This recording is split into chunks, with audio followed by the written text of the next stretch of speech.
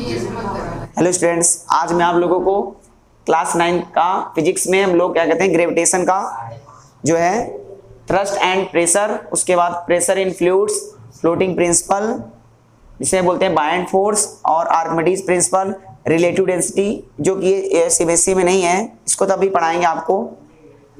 चलो स्टार्ट करते हैं। थ्रस्ट एंड प्रेशर, हेडिंग डालो सब लोग। Thrust,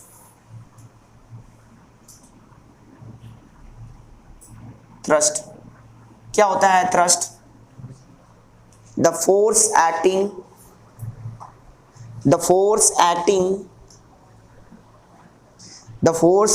perpendicular on surface, the force acting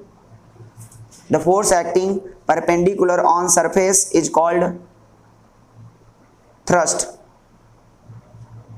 The force acting perpendicular on surface is called thrust.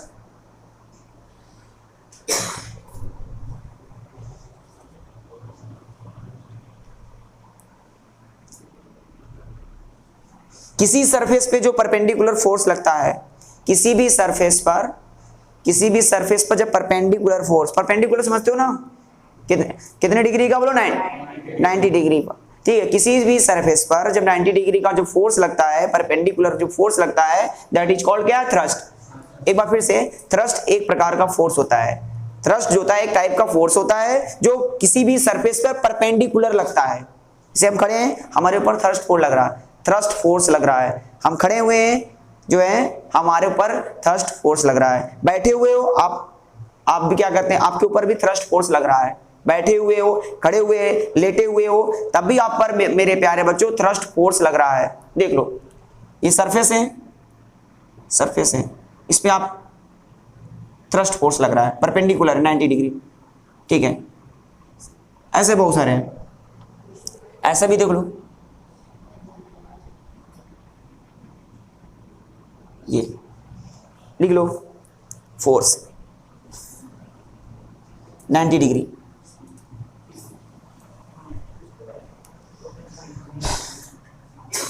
सोफे पे बैठे हुए हो, खड़े हुए हो, बैठे हुए हो, ठीक है। तो मेरे कहने का मतलब, थ्रस्ट एक प्रकार का फोर्स होता है जो किसी परपेंडिकुलर सरफेस पे लगता है, ठीक है। परपेंडिकुलर, ठीक है। अगर किसी सरफेस पे परपेंडिकुलर फोर्स लग रहा है, 90 डिग्री का फोर्स लग रहा है, समझ लेना वो थ्रस्ट फोर्स होता है। थ्रस्ट, तो थ्रस्ट फोर्स क्या होता है?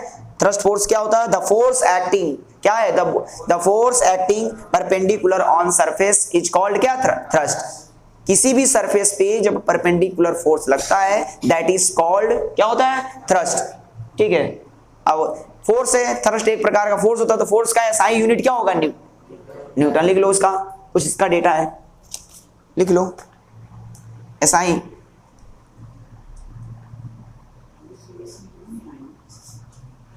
यूनिट न्यूटन हो जाएगा। फोर्स कैसी क्वांटिटी होती है? फोर्स कैसी क्वांटिटी है? वेक्टर क्वांटिटी है। तो थ्रस्ट भी एक प्रकार का फोर्स है जो किसी सरफेस पे कैसा लगता है बोलो? क्या? परपेंडिकुलर। तो इसका it is a vector quantity, it is a vector quantity.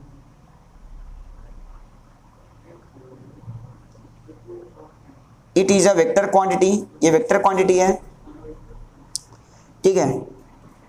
अब लिखो प्रेशर।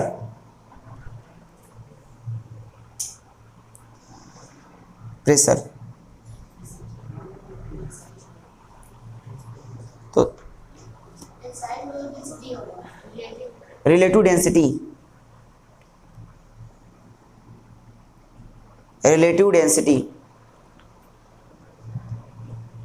थोड़ा करेक्शन कर लेना। रिलेटिव डेंसिटी ये भी बहुत अच्छा पार्ट है, इसमें न्यूमेरिकल है।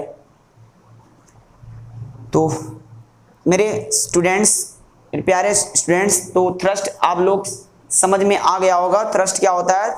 The force acting perpendicular on surface. Thrust एक प्रकार का फोर्स होता है जो किसी सरफेस पर परपेंडिकुलर लगता है, 90 डिग्री पे लगता है। वो अपने आप में कैसा फोर्स होता है? थ्रस्ट।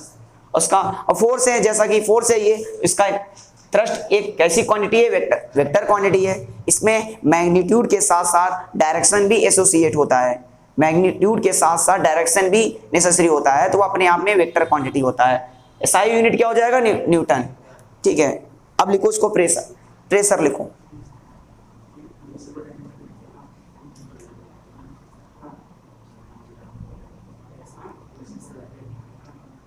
प्रेशर लिखो, pressure.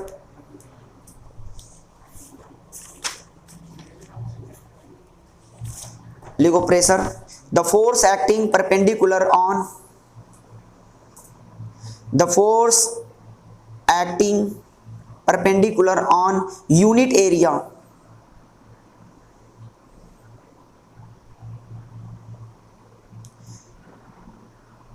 the force acting perpendicular on unit area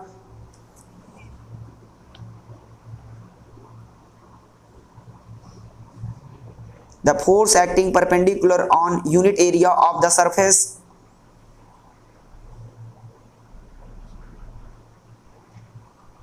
surface is called pressure.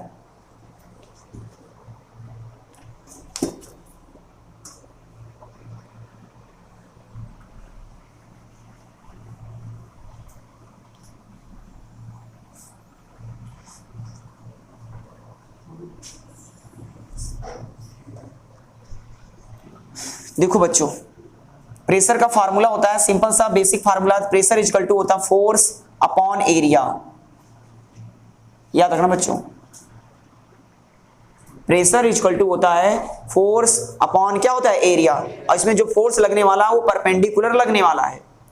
वो फोर्स कैसा लगने वाला है? परपेंडिकुलर। अब अभी भी आपने पढ़ के अभी भी आए हो, किसी सरफेस पे जो परपेंडिकुलर फोर्स होता है वो अपने आप में कैसा फोर्स होता है? थ्रस्ट फोर्स होता है। ठीक है, तो अगर एरिया है और एरिया का यूनिट क्या होता है? बोलो मीटर स्क्वायर। एरिया को मैंने 1 ले लिया, यूनिट का मतलब 1 होता है, 1 मीटर स्क्वायर ले लेंगे तो ये हो जाएगा प्रेशर इक्वल टू हो जाएगा, pressure equal to force upon 1 हो जाएगा, तो P इक्वल टू हो जाएगा F, ये बन जाएगा।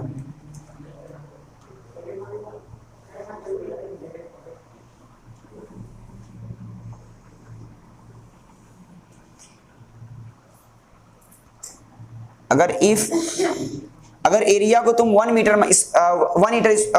स्क्वायर मान लेते हो तो ए के स्थान पे 1 मान लो, ए के स्थान पे 1 हो जाएगा तो P इक्वल टू F हो जाएगा।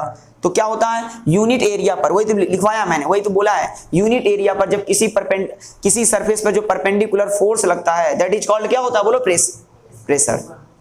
यूनिट एरिया पे, यूनिट का मतलब एरिया कितना लेना? 1 मीटर स्क्वायर लिया तो ए के स्थान पे 1 लिखेंगे तो P इक्वल टू क्या हो जाएगा? F। तो किसी भी सरफेस के यूनिट एरिया पर जो परपेंडिकुलर फोर्स लगता है वही अपने आप में क्या होता है? बोलो प्रेशर। जैसे, और इसमें देखो 3 वेरिएबल है, प्रेशर है, फोर्स है, एरिया है। प्रेशर है, फोर्स है, एरिया है। जो कि प्रेशर जो होता है डायरेक्टली प्रोपोर्शनल है, डायरेक्टली प्रोपोर्शनल है फोर्स के। प्रेशर का संबंध डायरेक्टली है फोर्स से। फोर्स बढ़ाओगे तो प्रेशर भी क्या होगा? बढ़ेगा। और प्रेशर जो है, एरिया देखो नीचे है, यहाँ पे एरिया के क्या है? इनवर्सली प्रोपोर्शनल है। एरिया के क्या है? बोलो इनवर्सली प्रोपोर्शनल। और फोर्स क्या है? Directly proportional. इसको ऐसे भी लिख सको, अगर एरिया को बढ़ाओगे तो बताओ प्रेशर क्या होगा? कम होगा। एरिया ज्यादा होगा तो प्रेशर क्या लगेगा? कम लगेगा। कम हो गया। अगर एरिया ज्यादा होगा तो प्रेशर कम होगा, अगर एरिया कम होगा तब ज्यादा होगा। सही है। अब बताओ प्रेशर ज्यादा होगा तो फोर्स भी क्या होगा? ज्यादा। डायरेक्टली है ना। डायरेक्टली का मतलब देखो, डायरेक्टली का मतलब अगर एक क्वांटिटी को आप इंक्रीज करते हो, तो दूसरी क्वांटिटी बेशक वो क्या हो जाएगी? बढ़ जाएगी। अगर एक क्वांटिटी को बढ़ाते हो तो दूसरी क्वांटिटी भी ऑटोमेटिक बढ़ेगी। अगर एक क्वांटिटी को घटाते हो तो दूसरी क्वांटिटी भी क्या होगी? घटेगी। तो लेकिन इनवर्सली प्रोपोर्शनल का मतलब क्या होता है? इनवर्सली, हाँ, एक क्वांटिटी को इंक्रीज करोगे तो दूसरी क्वांटिटी क्या हो जाएगा? डिक्रीज। ये होता है इनवर्सली प्रोपोर्शनल। और एक को डिक्रीज करोगे दूसरा क्या हो जाएगा? इंक्रीज। अगर एरिया ज्यादा होगा, बताओ अगर एरिया ज्यादा होगा तो प्रेशर क्या लगेगा? कम। और एरिया कम होगा तो प्रेशर क्या लगेगा? ज्यादा। और जब प्रेशर ज्यादा होगा तो फोर्स भी क्या होगा, ज्यादा। अब प्रेशर कम होगा तो फोर्स भी क्या होगा, कम। ये चीज आपको समझना है, इसको बना लो चाहे तो, ठीक है, ये चीज है। और प्रेशर का यूनिट क्या होता है, लिख लो, लिख लो, SI unit of, SI unit of pressure.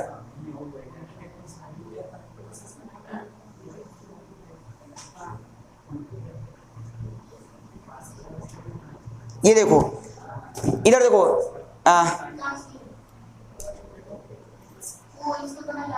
अच्छा ये जो फोर्स लगने वाला वो कैसा फोर्स लगेगा, परपेंडिकुलर फोर्स लगेगा ना, वही चीज तुमने लिखा है, परपेंडिकुलर फोर्स। बना लो, कुछ क्या दिक्कत है क्या? प्रेशर का बेसिक फार्मूला सबको मालूम होना चाहिए। प्रेशर का बेसिक फार्मूला क्या होता है, फोर्स अपॉन क्या होता है, एरिया। प्रेशर का फार्मूला क्या होता है, फोर्स अपॉन एरिया। सब लोग याद करो, फोर्स अपॉन एरिया। और एरिया को मैंने क्या एज्यूम किया, बोलो 1। जब एरिया को 1 ले लिए तो P इक्वल टू क्या हो जाएगा, F। और जो फोर्स लगने वाला हो, कैसा फोर्स लगने वाला, परपेंडिकुलर।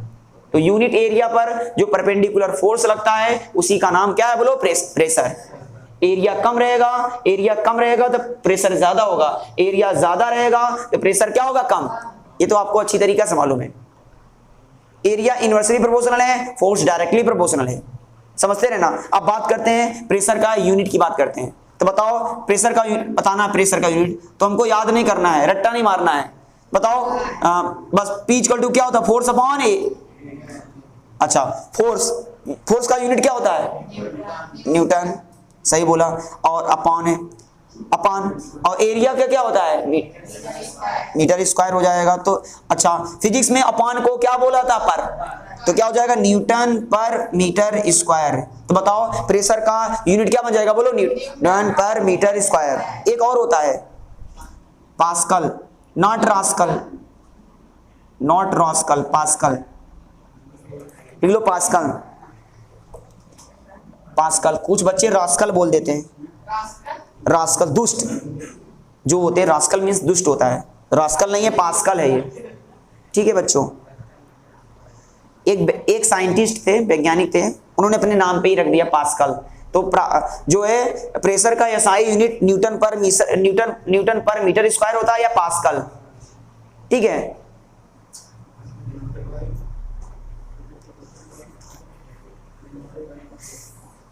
अरे इसको रास्कल मत समझ लेना, पास्कल है। चलो एक याद रखना, एक एटमॉस्फेयर 1 एटीएम इक्वल टू 10 के पावर 5 पास्कल। एक एटमॉस्फेरिक प्रेशर, एक एटमॉस्फेरिक प्रेशर इक्वल टू होता है 10 के पावर 5 क्या होता है, पास्कल, ठीक है। एयर जो हम पर प्रेशर लगाती है, एयर जो हम प्रेशर लगाती है उसे बोला जाता है एटमॉस्फेरिक प्रेशर। क्या बोला जाएगा, एटमॉस्फेरिक प्रेशर। और हम लोग जो है इतना प्रेशर झेल रहे हैं, 10 के पावर 5 पास्कल प्रेशर झेल रहे हैं। नेचर हम पर इतना प्रेशर लगा रही है, हम यहां पे भी प्रेशर लगा रही है 10 के power 5 pascal. Atmospheric pressure, 1 atmospheric pressure is equal to 10 के पावर 5। नेचर हम पर बेटा 10 के पावर 5 जो है 10 के पावर 5 पास्कल प्रेशर जो है लगा रही है। और एक बात बता रहा हूं, सुनो पहली बात सुन, जो समझते रहो। प्रेशर हमेशा होता है, चाहे एग्जाम का प्रेशर हो, चाहे पड़ोस वाली आंटियों का प्रेशर हो। भाई जाहिर सी बात है, वो भी हमको ताना देती रहती है, भाई मेरा बच्चा पढ़ रहा है, तुम्हारा बच्चा पढ़ रहा है, नहीं पढ़ रहा है, सब प्रेशर होता है। चाहे एग्जाम का प्रेशर हो, चाहे पड़ोस वाली क्या कहते हैं आंटियों का प्रेशर हो, प्रेशर तो प्रेशर होता है। 10th में जाओगे आपका भी प्रेशर बनेगा, 10th का बोर्ड की प्रेशर बना रहेगा, नहीं बोर्ड की परीक्षा का प्रेशर बना रहेगा। तो प्रेशर होना चाहिए, प्रेशर पे काम अच्छा हो जाता है, प्रेशर पे काम हमारा अच्छा बनता है। जब तक प्रेशर नहीं रहता था तब तक हम पढ़ नहीं पाते हैं, थोड़ा से सीरियस हो जाते हैं जब प्रेशर रहता है। चलो तो एक एटमॉस्फेरिक प्रेशर इक्वल टू क्या होता है, 10 के पावर 5 पास्कल। ये बच्चों आपको समझ में आया होगा, आई होप अंडरस्टैंड हुआ होगा, आई होप अंडरस्टैंड आपको हुआ होगा, ठीक है। ये चीज तो थ्रस्ट हम लोगों ने पढ़ लिया, प्रेशर पढ़ लिया, ठीक है। प्रेशर का एसआई यूनिट क्या है ये बता दिया, ठीक है। अब लिखो मेरे प्यारे बच्चों,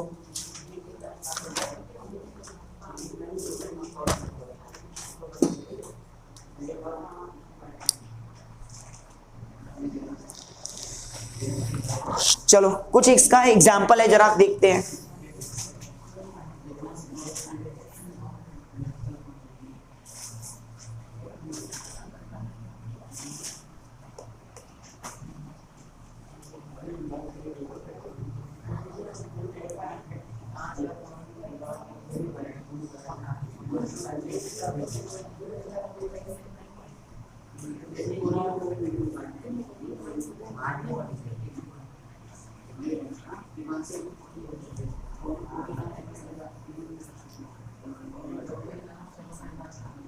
लिखो एप्लीकेशन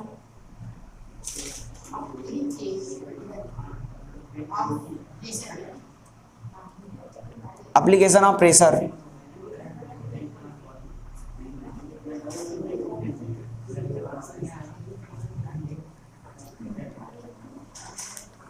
पहला आएगा एप्लीकेशन, एक आध दो लाइन लिख देना। क्या प्रेशर का कोई एप्लीकेशन है, इसका कोई यूज है? भाई हम लोग प्रेशर पढ़ रहे हैं, इसका कोई यूज है क्या? इसका कुछ फायदा होने वाला है? इसका क्या एडवांटेज है प्रेशर का, और क्या इसका जो है, ठीक है। हाँ, एप्लीकेशन ऑफ प्रेशर, प्रेशर का एप्लीकेशन क्या है तो लिखना है आपको school bags, school bags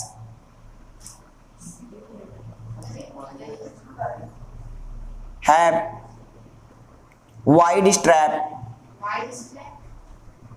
straps। ये एक यूज ये होता है प्रेशर का।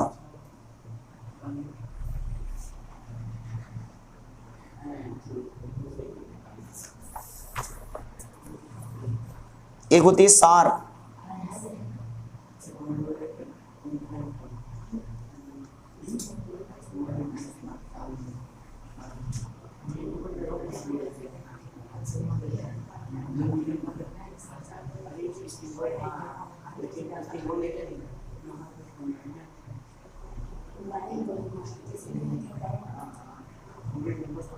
Blunt knife,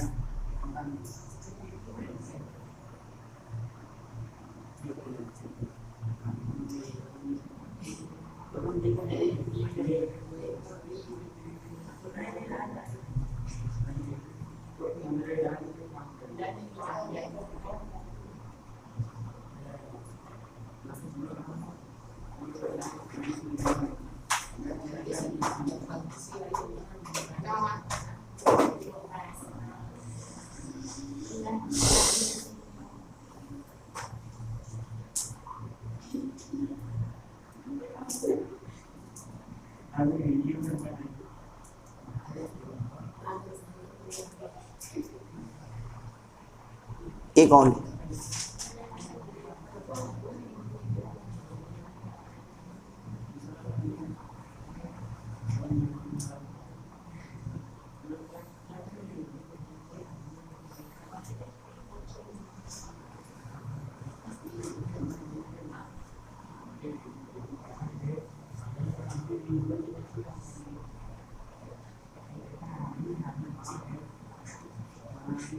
dessert.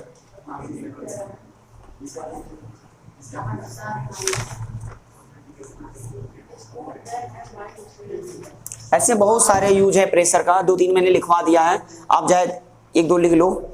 प्रेशर का क्या एप्लीकेशन है, प्रेशर का इसका क्या यूटिलाइज है, इसका प्रयोग क्या हमारे लाइफ में है इसका प्रेशर का। पहला चीज है जब आप लोग स्कूल बैग स्कूल का शांत रहो, स्कूल एकदम शांत रहो बच्चों। स्कूल बैग है वाइड स्ट्रैप्स। स्कूल का जो बैग होता है, देखो जो पट्टे होते हैं, चौड़े पट्टे होते हैं क्या, चौड़े पट्टे, पतले पट्टे नहीं रहते हो, चौड़े बनाए जाते हैं। चौड़े इसलिए बनाए जाते हैं, एरिया क्या है बोलो ज्यादा।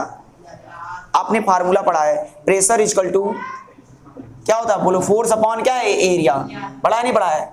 और एरिया कांटेक्ट है, इधर देखो इधर तो भाई देखो pressure equal to force upon area, ये लिखा है school bag have a wide strap. जो स्कूल के जो बैग बनाए जाते हैं वो चौड़े पट्टे के बनाए जा रहे हैं, वाइड स्ट्रैप बनाए जाते हैं। क्यों बनाए जाते हैं? ताकि उसका एरिया ज्यादा है। एरिया क्या रहे? ज्यादा। जब एरिया ज्यादा रहे तो प्रेशर क्या लगे? बोलो कम। हम आसान, जब प्रेशर कम होगा तो फोर्स भी क्या लगेगा? कम। जाहिर सी बात है, तब आसानी से हम जो है भारी वजन को आसानी से उठा सकते हैं। जब चौड़ा पट्टा रहेगा तब वाइड स्ट्रैप रहेगा। यही जो है अगर डोरी लगा देगा, जो डोरी लगा देगा अगर भारी वजन में, तो एरिया कम हो जाएगा। और जब एरिया कम हो जाएगा तो फोर्स क्या लगेगा? एरिया जब क्या कहते हैं कम हो जाएगा तो प्रेशर क्या लगेगा? ज्यादा हो जाएगा, तो फोर्स भी ज्यादा लगेगा। तो इसीलिए जो स्कूल के जो बैग होते हैं, स्कूल के बैग देखो चौड़े पट्टे बनाए जाते हैं। चौड़े पट्टे इसलिए बनाए जाते हैं, देखो उसका एरिया क्या रहता है? ज्यादा। एरिया ज्यादा, जब एरिया ज्यादा होगा तो प्रेशर क्या लगेगा? कम। प्रेशर कम रहेगा तो फोर्स भी क्या लगेगा? कम। इसीलिए बच्चों स्कूल के जो बैग वाले जो वाइड स्ट्रैप होते हैं, जो वाइड स्ट्रैप होते हैं, चौड़े पट्टे बनाए जाते हैं। और ये देखो एक sharp knife cuts well than a blunt knife. एक देखो आप लोगों ने देखा होगा डियर स्टूडेंट्स, गोरखा जो होता है, गोरखा एक आर्मी सेना होती है। गोरखा देखो आप लोगों ने, वो अपने पास तो बहुत सारे आर्मी हैं, तो गोरखा जो होती है एक आर्मी होती है, वो भी अपने पास एक हथियार रखती है, ठीक है, खुखरी। वो भी एक तरफ ब्लंट रहता है, जो अच्छे से वो क्या कहते हैं जो है लकड़ी से अंदर से पैक रहता है, बढ़िया से रहता है। वो आप लोगों ने देखा भी होगा, वो नाइफ एक तरफ ब्लंट रहता है, एक तरफ धारदार रहता है, और एक तरफ ब्लंट रहता है। और जिधर धारदार रहता है अगर किसी को से मार तो मुंडी उड़ जाएगा, तो वो अपने पास रखे रहते हैं। जो क्या कहते हैं मेरे प्यारे बच्चों, जो खुखरी होते हैं, जो सेना होते हैं आर्मी, वो अपने पास रखे रहते हैं, इमरजेंसी में अपना निकालते हैं वो। ये चीज होता है। तो एक तरफ ब्लंट रहता है और एक तरफ क्या रहता है? शार्प। ब्लंट रहने का मतलब एरिया क्या है? बोलो ज्यादा। जब एरिया ज्यादा रहेगा तो प्रेशर क्या लगेगा? कम। और जब प्रेशर कम रहेगा तो फोर्स क्या लगेगा? कम। मुंडी नहीं उड़ पाएगा। और जिधर शार्प रहेगा, जिधर धारदार रहेगा, तो मतलब एरिया क्या है? कम। तो प्रेशर क्या लगेगा? ज्यादा। प्रेशर ज्यादा रहेगा तो फोर्स ज्यादा लगेगा, मुंडी क्या हो जाए? उड़े। तो देखो जो सेना होते हैं, आर्मी वाले जो होते हैं, खुखरी वाले सेना होते हैं, वो जो है शार्प की तरफ वो यूज करते हैं। ये हो गया। और ऐसे बहुत सारे यूज हैं। ये देखो कैमल का नाम सुना होगा, ऊंट। ऐसे बहुत सारे हैं। शांत हो जाओ बच्चों, सुनो तो क्या इसका यूज है। प्रेशर पढ़ लिया भाई, ये थोड़े ये पढ़ रहे हैं कि स्कूल में मार्क्स के लिए पढ़ रहे हैं, इसका कुछ यूज होता है डेली लाइफ में।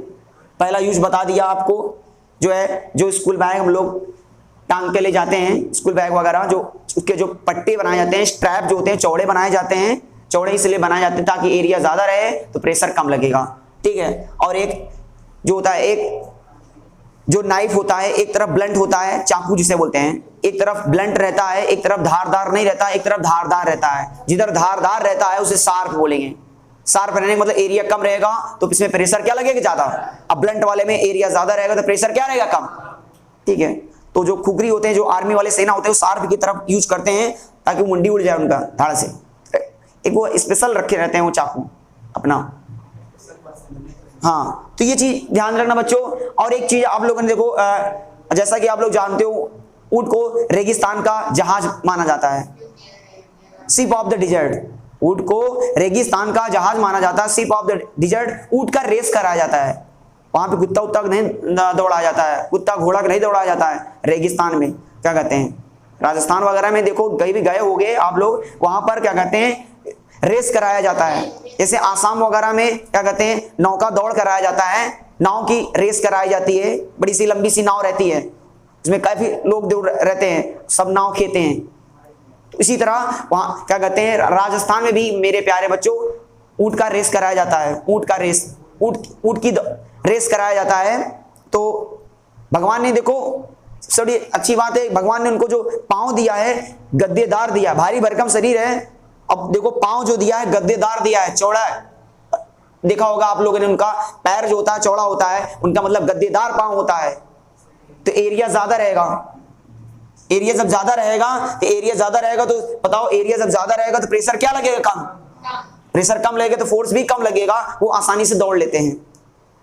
जरा सोचो, अगर भारी भरकम शरीर, इतना भारी भरकम शरीर होता और जो टांगे देता कुत्ते वाला टांग दे देता, तब बताओ क्या वो दौड़ पाते?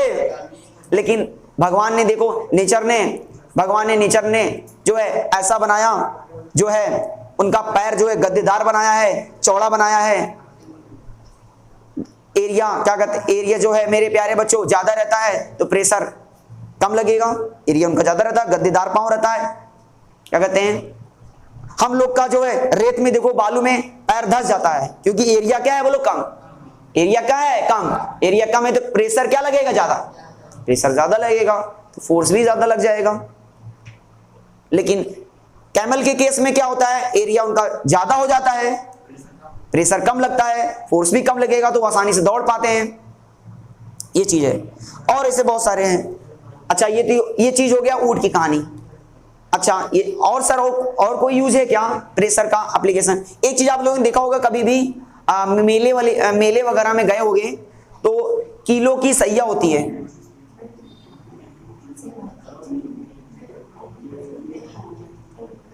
ऐसे। शांत हो जाओ बच्चों। कभी देखो, आप लोगों ने देखा होगा किलो की सैया, पूरा किलो का सैया बना देते हैं और उसमें साधु महाराज, संत महाराज जो है बच्चों से लेटे रहते हैं। पूरी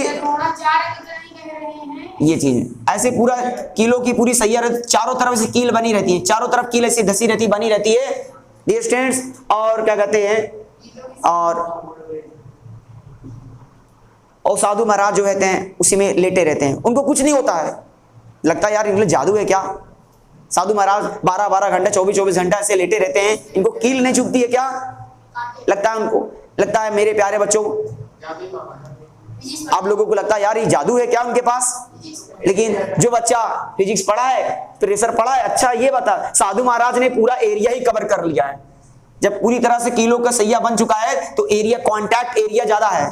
कॉन्टैक्ट एरिया क्या है, ज्यादा।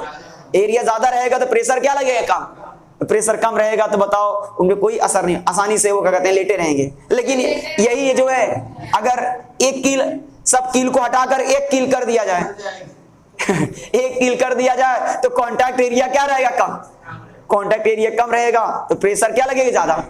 इससे ज्यादा रहेगा साधु महाराज तो भाग जाएंगे, अब थोड़ा को टिक पाएंगे, 1 मिनट नहीं रह पाएंगे।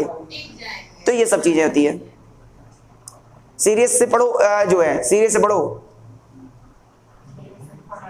एक चीज और है, ये हो गया, समझ में आ गया कि जो साधु महाराज होते हैं और जो मेले वगैरह में किलो की सैया पे लेटे रहते हैं, तो अब समझ में आया कि भाई एरिया, कॉन्टैक्ट एरिया ज्यादा रहता है। एरिया ज्यादा होने की वजह से, देख लो, एरिया ज्यादा होने की वजह से प्रेशर क्या लगता है, कम। प्रेशर कम लगता है तो फोर्स से भी कम लगेगा, तो आसानी से वो लेटे रहते हैं प्रेशर।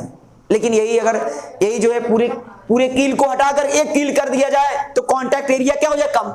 जब एरिया कम हो जाएगा तो प्रेशर ज्यादा लगेगा, फोर्स ज्यादा लगेगा, तो साधु महाराज तो चिल्लाने लगेंगे कि भाई एक बात है। अब एक चीज और हो गया, एक और होता है जो है, आप लोगों ने कुड़िया वगैरह देखा होगा, कुड़िया जो हील्स पहनती है। आप आजकल जो लड़कियां होती हैं, गर्ल्स होती हैं, ऊंची ऊंची हील्स पहनती हैं, देखा होगा आप लोगों ने। जो देखो, जो ऊंची ऊंची हील्स होती हैं, लिखे होगे आप लोग, कुड़ियां वगैरह जो गर्ल्स वगैरह होती हैं आजकल तो कोई भी पार्टी वगैरह में देखो तो आजकल छोटी छोटी लड़कियां भी हील्स पहनने लगी हैं, ऊंची ऊंची हील्स। तो लेकिन नहीं, वो ऐसा गिरने नहीं, वो एक्सपीरियंस हो जाता है, धीरे धीरे शुरू में होता है, लेकिन वो कैसे, तो ये चीज रहता है। मेरी बात सुनो, अभी मैं प्रेस इसका सुन लो, तो उनका एक्चुअली बात है, जब वो हील्स पहनती है तो कॉन्टैक्ट एरिया क्या रहता है, कम। अरे ऊंची हील देखो, ऊंची हील पहनती है तो उसका एरिया बहुत कम रहता है। एरिया कम रहेगा तो प्रेशर क्या लगेगा, ज्यादा। प्रेशर ज्यादा रहेगा बच्चों, इसलिए मैं इनको, गर्ल्स को हमेशा सजेस्ट करूंगा, सलाह दूंगा कि वो ऊंची हील्स मत पहने। एरिया ज्यादा, प्रेशर ज्यादा बनता है मेरे प्यारे बच्चों। ये जो बैकबोन है ना, ये देखो जो रीढ़ की हड्डी है ना, अरे इसमें बाद में दिक्कत आने लगती है। अरे बेवकूफ, पहले समझ लो, तुम तो हील्स नहीं पहनते इसलिए ये चीज है। तो बैकबोन में प्रॉब्लम आ जाती है। बैकबोन समझते हो ना क्या, रीढ़ की हड्डी। तो बात ये कहेंगे, आजकल तो फ्लैट वगैरह आता है, फ्लैट शूज या बहुत सारी चीजें आती है फ्लैट वगैरह, उसको पहना करो, ये चीज आती है।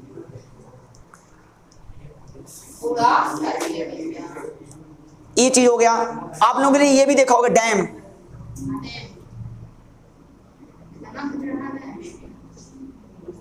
ये देखो ऊपर से पतला बनाया जाता है, नीचे से चौड़ा बनाया जाता है। डैम बांध जो बनाया जाता है, देखो देखो हाँ, जो डैम बनाई जाती है, ऊंची ऊंची जो डैम बनाई जाती है, ऊपर से देखो पतला रहता है, ऊपर से क्या रहता है पतला, और नीचे से क्या बनाया जाता है चौड़ा, नीचे से चौड़ा बनाया जाता है। नीचे से वो चौड़ा बनाते हैं क्योंकि पानी बच्चों प्रेशर मारती है। आप लोगों को कभी भी देखो पूल्स के नीचे जब नहाते हो आप लोग, पानी नीचे जब डुबकी मारते हो तो पानी क्या डालती है बोलो, प्रेशर, हाई प्रेशर एक्सर्ट करती है। पानी जो वाटर होती है, पानी के जब अंदर जाते हो आप लोग तो पानी जो होता है हाई प्रेशर एक्सर्ट करती है, ज्यादा प्रेशर लगाती है। इसलिए मेरे प्यारे बच्चों नीचे से ना वो जो डैम बनाया जाता है चौड़ा बनाया जाता है। जब एरिया ज्यादा रहेगा तो बताओ प्रेशर क्या लगेगा, कम लगेगा, नहीं तो बांध क्या हो जाएगा, टूट जाएगा। इसलिए नीचे से चौड़ा बनाते हैं और ऊपर से पतला बनाया जाता है। ये चीज रहे, क्योंकि नीचे की तरफ हाई प्रेशर एग्जर्ट होता है, हाई प्रेशर लगेगा, जाहिर सी बात है पानी जो है बहुत तेजी से आएगा, तो इसलिए वो नीचे से चौड़ा बनाते हैं। जब एरिया ज्यादा रहेगा, बताओ एरिया ज्यादा रहेगा तो प्रेशर क्या लगेगा, कम, ताकि जब पानी जब तेजी से प्रेशर मारे तो उस पर क्या कहते हैं प्रेशर कम लगे तो डैम टूटे ना। ये चीज है, बात समझ नहीं आ रही है।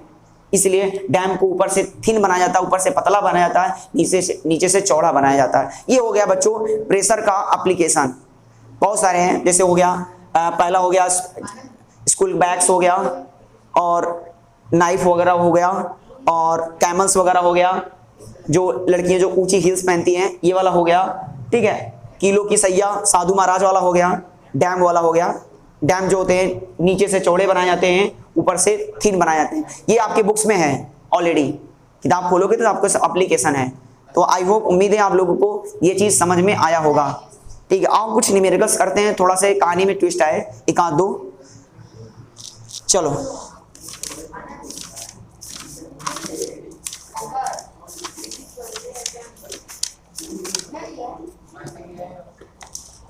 लिखो the given figure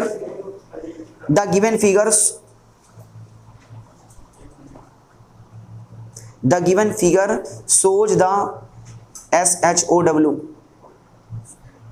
The given figure shows the force acting.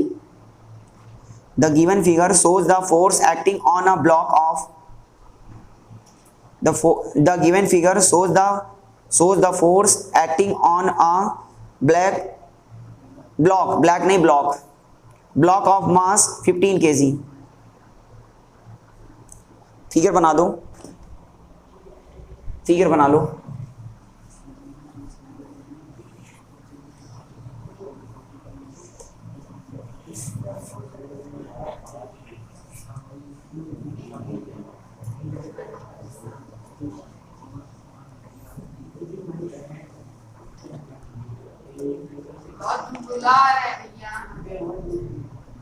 ये ब्लॉक है,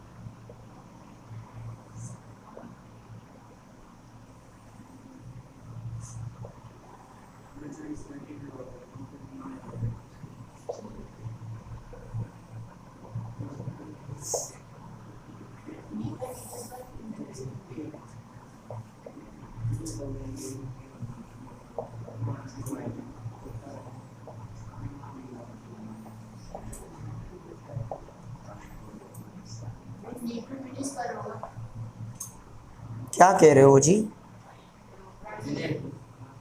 हाँ ये ऑप्शन है, हाँ मीटर पर सेकंड स्क्वायर, एक्सेलरेशन है ना।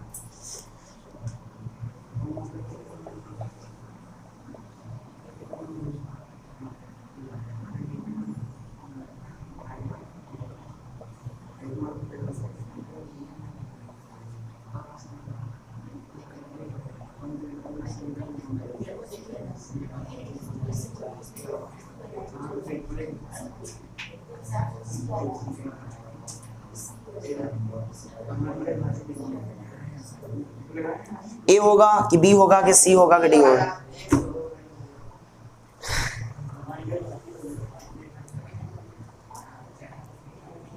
देखो एक ब्लॉक है, एक ब्लॉक का मास दिया है 15 केजी, 15 केजी, और इस पे 120 न्यूटन का फोर्स लगाया जा रहा है, ठीक है।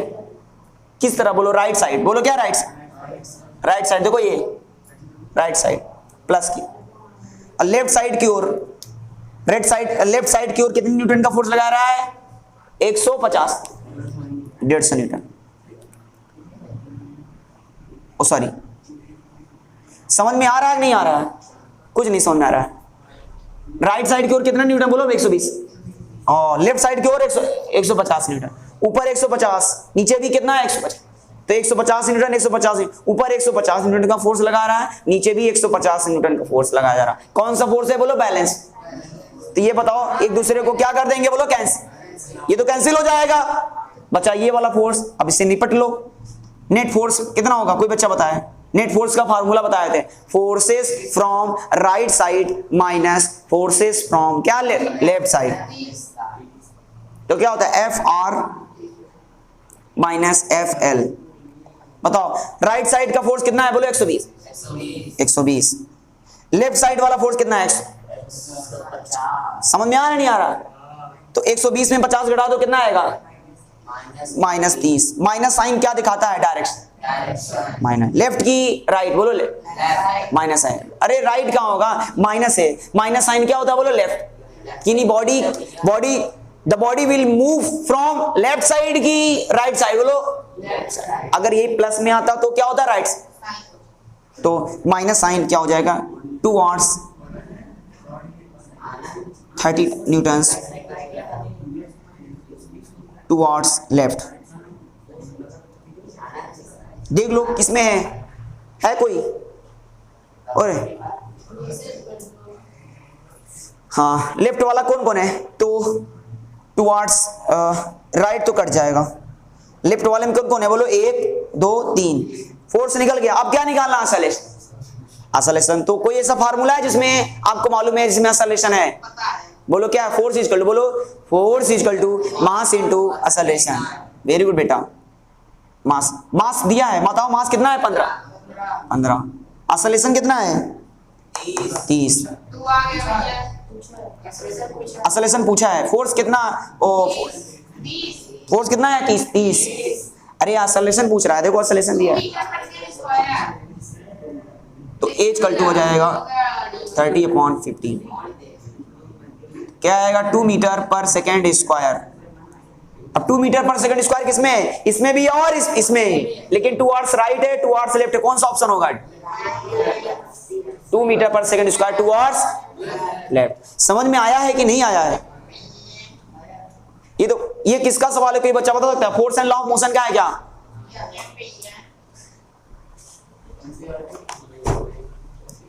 एनसीईआरटी किंग तो अपना ही गाना गा रहा है।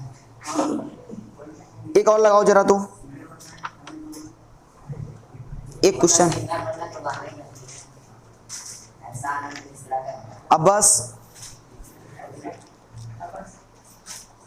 नोट करने देंगे कि नहीं?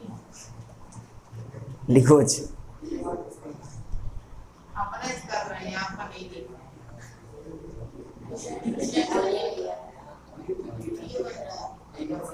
बोले बच्चे हो, स्टूडेंट्स बोले।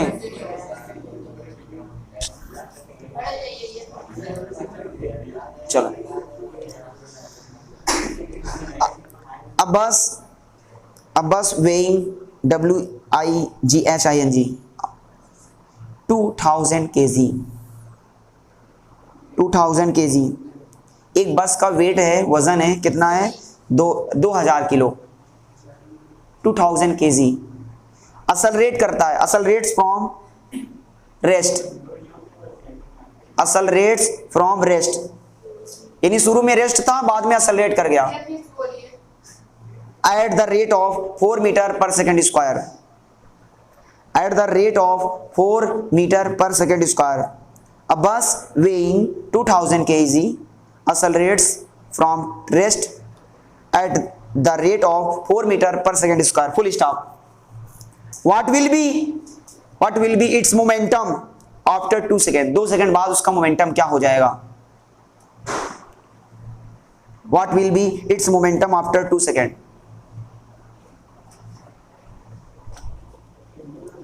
मोमेंटम का फार्मूला पहले मालूम होना चाहिए। P इक्वल टू क्या होता है? m into we. मास दिया लेकिन वेलोसिटी नहीं दिया, वेलोसिटी निकाल लो, वेलोसिटी निकाल लोगे इक्वेशन ऑफ मोशन से, निकाल लोगे नहीं निकाल लोगे? बॉडी पहले रेस्ट में थी, बाद में क्या हो गया बोलो? स्पीड अप, एक्सेलरेट कर गया। जब रेस्ट में है तो उसकी कौन सी वेलोसिटी जीरो होगी? इनिशियल वेलोसिटी जीरो हो जाएगी। फटाफट लगाओ बेटा, देखो ऑप्शन लिख लो।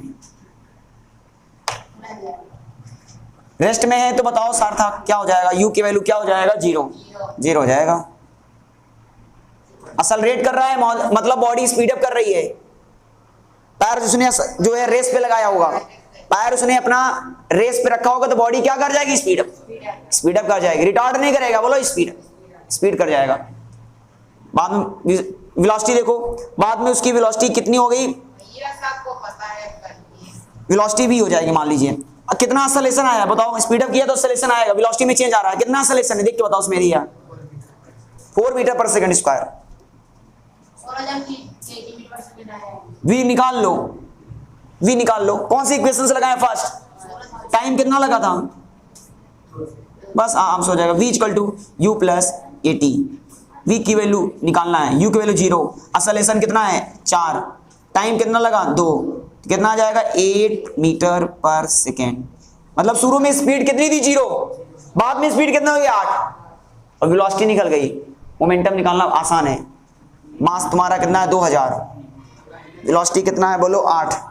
8 दूनी 16,000 kg मीटर पर सेकेंड।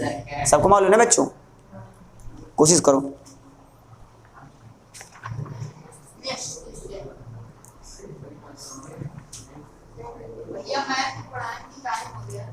एक देर है घर के लिए लगा के आना, टाइम हो गया, टाइम इज ओवर। लगाओ बेटा। A car and a truck have the same momentum. A car and a truck have the same momentum. A car and a truck have same momentum. The mass of car is half. The mass of car is half of the mass. The mass of car is half of the mass of the truck.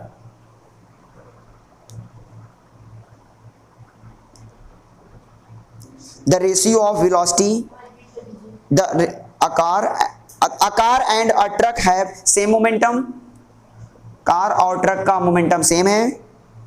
The mass of car is half of the mass of truck. लिखो, the mass of the car is half of the mass of the truck. The ratio of velocity of the car, the ratio of velocity of the car and the truck. Velocity का ratio बताना है car और truck का। Option लिख लो, option लिख लो।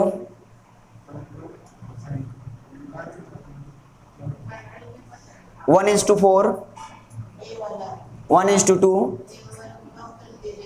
और 4 is to 1, 2 is to 1।